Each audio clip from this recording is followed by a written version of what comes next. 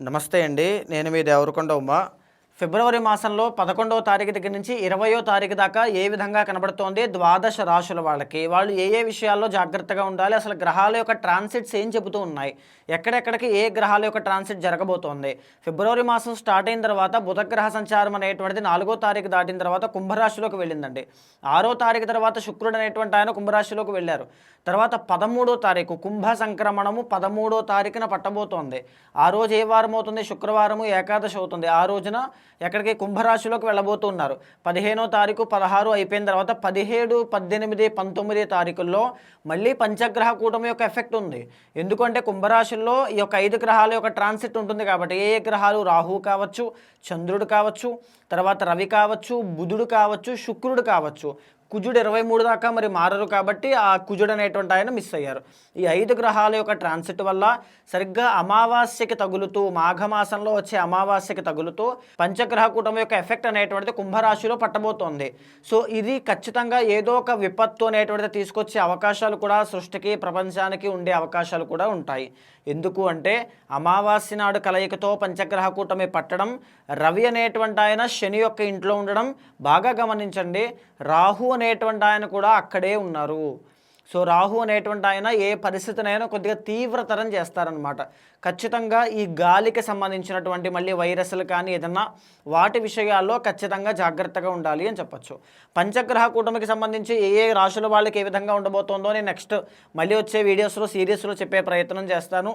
ఇప్పటి వరకు అయితే 11 దగ్గర నుంచి 20వ తారీఖుల్లో ఏ ఏ రాశుల వాళ్ళకి ఎలాంటి ఫలితాలు ఉంటాయి, ఎన్ని గ్రహాలు అనుకూలిస్తున్నాయో మనం చూద్దామండి. మిథున రాశి వాళ్ళకి మరి ఈ యొక్క 10 రోజుల్లో ఎన్ని గ్రహాలు అనుకూలిస్తున్నాయి, ఎక్కడెక్కడ జాగ్రత్తగా ఉండాలి, ఏ ఏ గ్రహాలు అనుకూలిస్తున్నాయో మనం చూస్తే ఓన్లీ 2 ప్లానెట్స్ మాత్రమే అనుకూలంగా ఉన్నాయండి. కేతు అండ్ శుక్ర.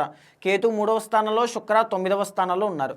మిగతా అన్ని గ్రహాలు కూడా మిశ్రమంగా, సామాన్యంగా, ప్రతికూలంగా ఉన్నాయి. మొట్టమొదటిగా 3వ స్థానంలో కేతు. పట్టుదల ఉంటుంది, చెయ్యాలి, కష్టపడాలి, ఎలాగైనా ఎదగాలి జీవితంలోనే ఒక అంబిషియస్ నేచర్ కనబడుతూ ఉంటుంది. సహజసిద్ధంగానే మిథున రాశి వాళ్ళు అంటే ఎవరు అంటే తెలివితేటలు అపారంగా ఉంటాయి. వెరీ ఇంటెలెక్చువల్ పీపుల్ అనమాట. కూర్చుని సంపాదించగలిగేటువంటి స్మార్ట్ వేస్ అన్నీ కూడా వీళ్ళకి బాగా తెలుసు. లేకపోతే ఒక కామర్స్ బిజినెస్లో కానీ, లేకపోతే జ్యుడిషియల్ డిపార్ట్మెంట్ కానీ, డాక్టర్ ఫీల్డ్లో కానీ, లేకపోతే ఈ యొక్క ఇన్వెస్ట్మెంట్స్ చేస్తుంటారు, స్టాక్స్ కానీ, షేర్స్ కానీ, ఇలాంటి వాటిలో బాగా రాణిస్తారండి. బట్ ఇక్కడ ఏంటి అంటే ప్రజెంట్ కరెంట్ సిచ్యువేషన్ అంతా కూడా కాస్త ప్రతికూలంగానే ఉంది. రిస్క్ తీసుకుని ముందుకు వెళ్ళడం మంచిది కాదు. 3వ స్థానంలో కేతు ఎప్పుడైతే బాగానే ఉన్నారో కొద్దిగా ఎదగాలి అనే పట్టుదల ఇవన్నీ కూడా బాగుంటాయి. 9వ స్థానంలో శుక్రుడు అండి. ఈయన ఒకసారి చూస్తే 5th lord, 5th and 12th lord. దీనివల్ల ఏం జరుగుతుంది? ఏదైనా ప్రేమ విషయాల్లో లేకపోతే ఖర్చు పెట్టే విషయాల్లో ఎక్కడ తగ్గరు, విపరీతంగా ఖర్చులు అయిపోతాయి, ఆగవు. భాగ్యంలో రాహు కూడా ఉన్నారు కాబట్టి అన్వాంటెడ్ డిజైర్స్ అనమాట. ఏదో ఒక విధంగా డబ్బులు ఖర్చు పెట్టాలి, ఖర్చు అనేటువంటిది మాత్రం విపరీతంగా అయిపోతూ ఉంటుంది. ఖర్చులు అదుపు చేసుకోండి, బాగా గుర్తుపెట్టుకోండి. తర్వాత జన్మంలో గురుగ్రహ సంచారం కనబడుతోందండి. ఇది కూడా అదే సూచన కనబడుతోంది. ఎందుకు? గురువు అనేటువంటి ఆయన జన్మంలో ఉండి వక్రగతిలో వృషభాన్ని చూస్తూ ఉన్నారు కాబట్టి దీనివల్ల ఏం జరుగుతుంది? విపరీతమైన ఖర్చులు, డబ్బు నిలబడవు, ఇదే కనబడుతోంది. తర్వాత అష్టమంలో కుజగ్రహ సంచారం కనబడుతోంది. 6th లార్డ్ 8thలో ఎగ్జాల్టేషన్లో ఉన్నారు. ఇది ఎంత ఇబ్బందికరమైనటువంటి పొజిషన్ అంటే 23వ తారీఖు అండి.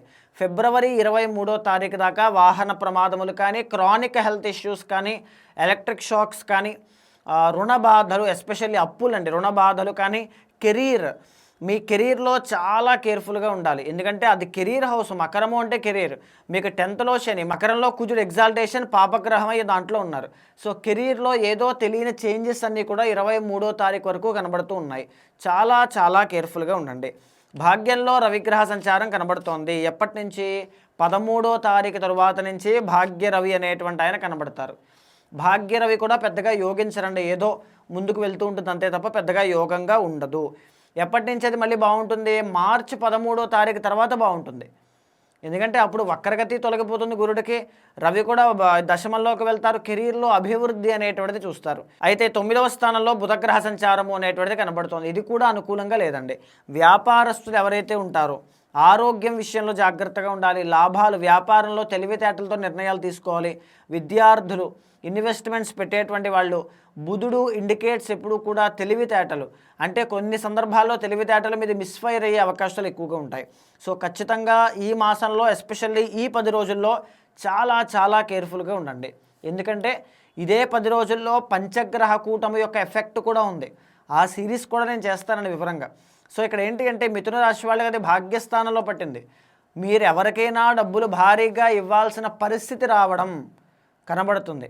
ఏదైనా చిన్న చిన్న వాహన ప్రమాదాలు రావడం కనబడుతుంది. డబ్బు లాస్ అవ్వడం కనబడుతుంది. రావాల్సిన డబ్బులు ఇంకా రావు అనే విషయాన్ని మీరు తెలుసుకోవడం ఇలాంటివి కనబడుతూ ఉంటాయి. చాలా చాలా కేర్ఫుల్. దశమంలో శని, కంటక శని కోసం చెప్పుకోనక్కర్లేదు. కంటక శని ఎప్పుడైతే యాక్టివేషన్లో ఉందో కెరీర్లో డిస్సాటిస్ఫాక్షన్ అనేటువంటిది కనబడుతూ ఉంటుంది. ఎంత ప్రయత్నం చేయండి ఏదో ఒక విధంగా ఆటంకాలు వస్తూ ఉంటాయి. జాబ్ రాదు, వస్తే దాంట్లో జీతం పడదు, జీతం సరిపోదు, సాటిస్ఫాక్షన్ ఉండదు, ఈ రకంగానే కనబడుతూ ఉంటుంది. ఓవరాల్గా మిథున రాశి వాళ్ళకి కొన్ని ఆస్పెక్ట్స్లో మాత్రమే అనుకూలంగా ఉంది. ఏ విషయంలోనైనా టు బీ హానెస్ట్గానే చెప్తానండి, ఎక్కడ కూడా దాపరికం ఏదీ లేదు. బికాస్ 2 గ్రహాలు మాత్రమే అనుకూలంగా ఉన్నాయి. బాగున్నప్పుడు ఫ్యూచర్లో నేనే మీకు మళ్ళీ మిథున రాశి వాళ్ళకి వీడియో చేస్తాను. ఎప్పుడు బాగుంది ఏంటో నేనే చెప్తాను స్వయంగా. అయితే ముఖ్యంగా ఏంటి అంటే మిథున రాశి వాళ్ళకి ఈ మాసంలో నవగ్రహాల చుట్టూ ప్రదక్షిణ చేయడం చాలా ఇంపార్టెంట్ అండి. ఎప్పుడైతే నవగ్రహాల చుట్టూ ప్రదక్షిణ చేస్తారో నవగ్రహ దోషాలన్నీ కూడా తొలగిపోతాయి. గణపతి యొక్క ఆరాధన ఎక్కువగా చేయండి. కేతు బాగున్నారు కదా, ఆయన ఇంకా బాగున్నారు అనుకోండి, యాక్టివేట్ అయ్యారనుకోండి, ఏ పనుల్లోనూ ఆటంకాలు రావు. జాబ్ వచ్చేస్తుంది ఖచ్చితంగా, గ్రోత్ చాలా బాగుంటుంది అద్భుతంగా. సో ఖచ్చితంగా గణపతి యొక్క ఆరాధన ఎక్కువగా చేయండి. బుధవారం పెసలు దానంగా ఇవ్వండి. ఇది బాగా గుర్తుపెట్టుకోండి. బుధవారం నాడు స్నానం చేసేటప్పుడు ఆకులు అంటే ఈ తులసి ఆకులు కానీ లేకపోతే కొద్దిగా పసుపు కానీ వేసుకుని స్నానం చేయండి. దీనివల్ల ఏం జరుగుతుంది అంటే బుధుడి యొక్క బలము, గురుడు యొక్క బలము, బుధ గురుడు యొక్క బలం పెరుగుతుంది. ఆర్థిక అభివృద్ధి, వ్యాపార అభివృద్ధి, వృత్తిపరంగా అభివృద్ధి ఖచ్చితంగా చూస్తారు. ఒకవేళ మీరు వీడియో చూసేటప్పటికే ఫిబ్రవరి 15వ తారీఖు ఇంకా పూర్తవ్వకపోతే మీరు చాలా అదృష్టవంతులండి. ఎందుకంటే ఫిబ్రవరి 15వ తారీఖు మహాశివరాత్రి పర్వదినమున కర్మ ప్రాయశ్చిత్త రుద్రతంత్రము అనేటువంటిది చేయబడుతుంది. ఎక్కడ అంటే హైదరాబాద్ నగరంలో.